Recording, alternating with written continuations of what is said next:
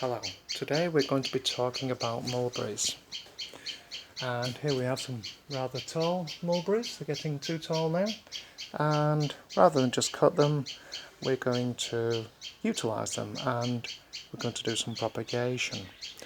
There are a few ways you can propagate mulberries just by normal cuttings, softwood nodal cuttings, but today we're going to be doing something called air layering. And for me, I find it quite effective. I did some about 1 month ago and had 100% success rate, whereas normal softwood nodal cuttings, the percent rate of success was quite a bit less than that. And you can get a bigger plant with using air layering. You can actually get a bigger plant. I'm just going to show you. This is one plant I did from just 1 month ago, and that'll be producing fruit, I would think, quite soon, within maybe the next few months. So for propagation, you don't need too much for this. I use a sharp knife. This is to make an incision on the stem. Just a simple, cheap plastic bag, and a couple of cable ties to bind the soil in the bag. We'll show you how this is done in a few minutes. And if we just look here, of course we do need some soil. And this soil, it's a mixture of coconut shell and cow manure and some old rice seed as well, some dried rice seed. So it's just mixed together. Make sure that's quite moist, that's important, so we're sealing moisture for the newly developed cutting. And right, what we do here, in fact I've made an incision earlier, and you can see that there.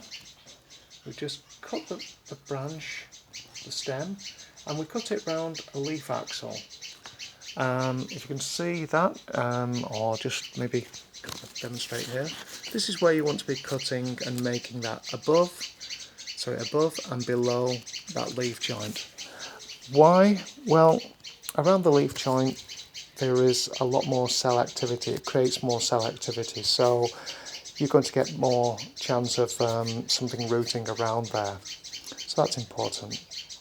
Right, so let me just try to demonstrate. It's not easy holding the phone and doing. So you make the incision, and then you scrape away the bark all the way around at the back there, and make it so it's nice and clean.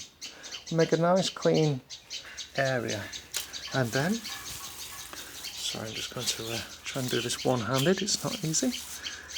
Just fold the bag over.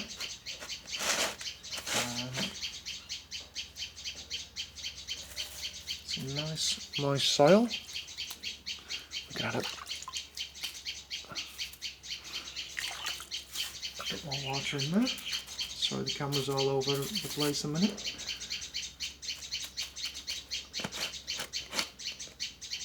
And there we go. We can just rinse our hands a little bit. There. I'm sorry for the camera shaking here, it's not easy to do one-handed. Let me just see if I can get the camera there and hold it. Can you see that? Okay, we'll try to hold it there. Two cable ties. And that's nice and moist soil. We've done that incision. We wrap it round, nice and tight. That's bound and sealed. And you see these cable ties. We're going to tie one at the top and seal that moisture in. You could use string or twine or something, and special propagation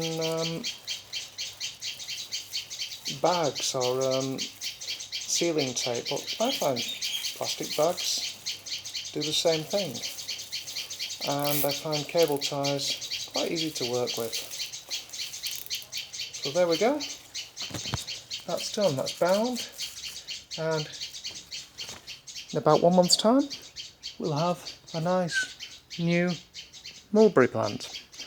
And there we go. Nice new plant. So we improve our stock, and in a few months we'll be getting mulberries like this. Okay, thank you for listening. That's all for today. Bye bye.